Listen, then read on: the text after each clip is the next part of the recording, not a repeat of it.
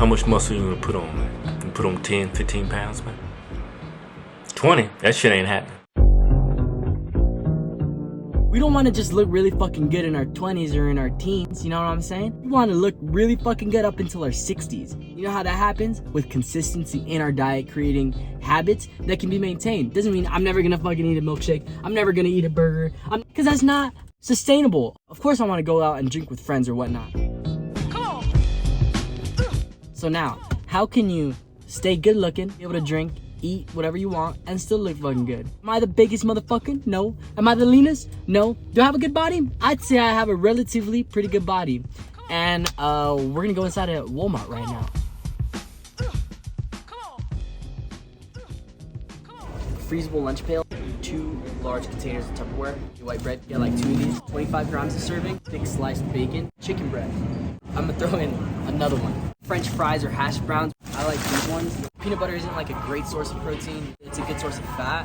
You're not gonna be eating peanut butter in order to get your protein intake up, you're gonna be eating it to get your fats up.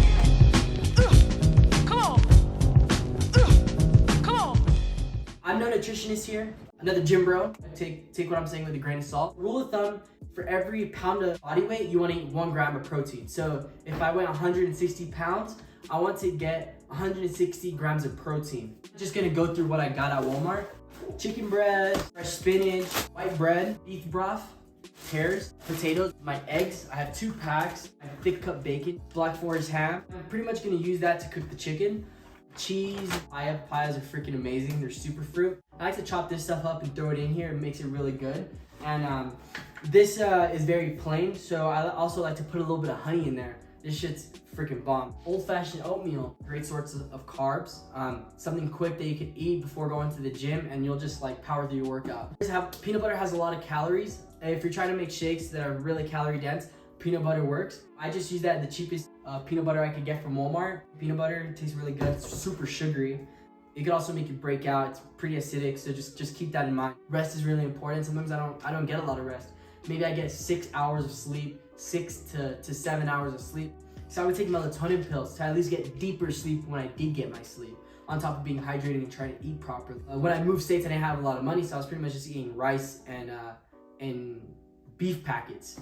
And that's what I was going off of. And I started having like weird heart palpitations because I was getting cranked off of freaking pre-workout too, and I was just pounding through my workouts, and I felt like, you know what, like that's not healthy. Like I need to start eating a more whole foods type of diet.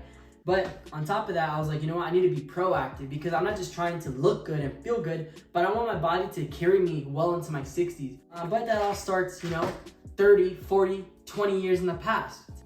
Oh, why are you taking joint health pills? You're only 21, you're only 20. I care about my health. Bro, what are you talking about, man? So, flaxseed oil, a joint health pill, 1-a-day men's health. If you're just taking the pills and you don't have no food in your stomach, you're gonna feel like you're gonna want to vomit because just the way it like breaks down in your stomach. So what I like to do is in the morning I grab my pills and I mix it with a green supplement that I got. Let's say I don't eat any greens a day and it's late at night and I don't want to go and make myself a salad and make sure I get greens in.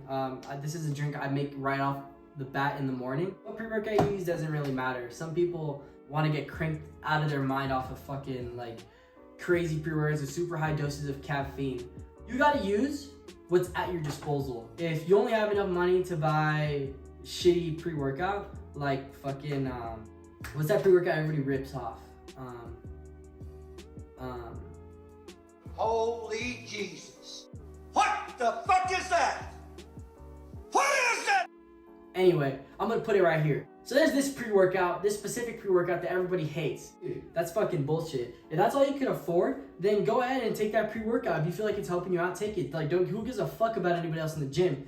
I try to avoid pre-workouts as much as I can, and I try to focus on my nutrition first, and then all of this is extra added on to all of that. I'm not going out of my way to dry scoop stuff because, dude, like, you're not trying to fucking have a heart attack.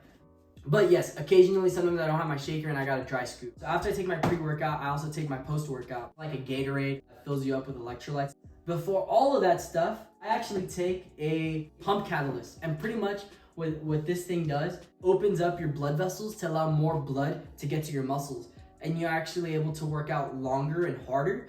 On top of that, you have the caffeine that's actually pushing you with the pre-workout. So when you mix both of these, a pump catalyst with a pre-workout, you're like fucking Superman in the gym. I swear to God, you'll be pulling PRs. I'm not like advocating that everybody should go and try to PR and lift really heavy every single time. Push yourself. But our body only has a limited amount of PRs in us before we start breaking down, especially if you're really young. You know, push yourself, but don't be like doing PRs at the expense of form and your own safety. Nobody wants to be that old man in the gym who's a has-been. I used to lift weights back in the day, back in who knows when, you know. Like, why'd you stop? Oh, I hurt myself and whatnot. Obviously, Not at the expense of detrimentally affecting your health for the rest of your life. Putting yourself in a situation that you might not be able to play with your kids when you grow up. I pump catalyst and I mix that with my pre-workout. Sometimes I don't even take pre-workout, I just take my pump catalyst. After that, I take my post-workout, which is kind of like a Gatorade, you know, get those electrolytes back in you. In regards to creatine and gluten and all that stuff, okay? Creatine has a lot of benefits, especially if you're trying to gain muscle mass and just look bigger. It'll do that maybe in a couple weeks. Creatine is kind of expensive and it has a loading phase. That loading phase only makes you look bigger and have those results maybe like 2 weeks faster. But this stuff is expensive, so just take those 2 weeks. Don't do the loading phase, just start taking casually and you'll get there. A lot of older people take glutamine in like their 30s and stuff. It helps you recover faster.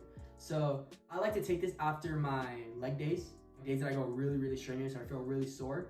I take glutamine. This shit works magic because it helps me recover faster. In regards to, let's say I get home really late and, for example, I forgot to meal prep or I felt too tired to go and you know, serve myself a serving on my meal prep. One thing I could do, or I just feel like sick of eating my meal prep, is I actually have this giant pack of macaroni and cheese. I would just make a bowl of this. This has a lot of calories, a lot of sodium, so just keep that in mind. And I add my real cheese. I might cook up a little bit of bacon, throw it in there, or maybe some Black Forest ham, chop it up, protein back into my food, so I'm not just feeding myself macaroni and cheese. You know what I might also do? Chop up some spinach, throw it in there. And now it's not just macaroni and cheese, but it's more of a nutritious meal that's kind of pretty well balanced. And that's kind of what I do. Get your food in. If you're trying to gain weight, you want to eat more calories than you're burning. If you're trying to lose weight, you eat less calories than you're burning. What calories you eat will determine functionality of how that nutrition is affecting your performance in your everyday life. So, if for example, you could only eat a certain amount of calories, but you filled most of those calories with donuts and hamburgers and french fries, you're not gonna perform as well as someone that fills up those calories with proper micronutrients. Now we're actually gonna go into the meal prep of how I'm gonna cook this shit up. I'm just gonna like kind of just flatten them out by just hammering them.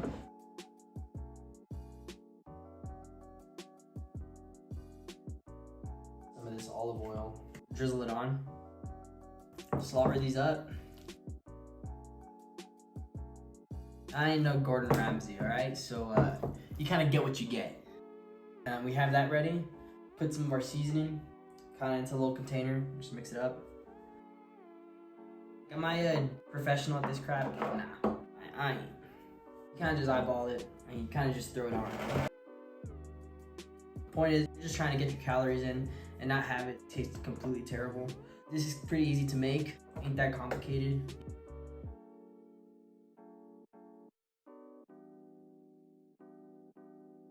So now to the greens that we're gonna put in here. We got some of these little onions, chop them up, throw them in.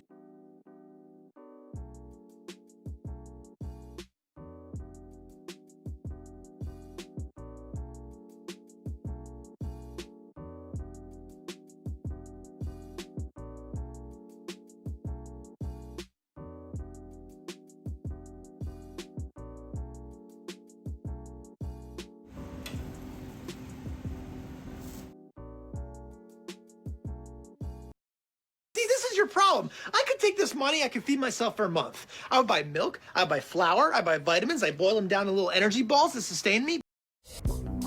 That's the end of the video. Pick a profession and shit with some type of respect to it. What the hell is even that?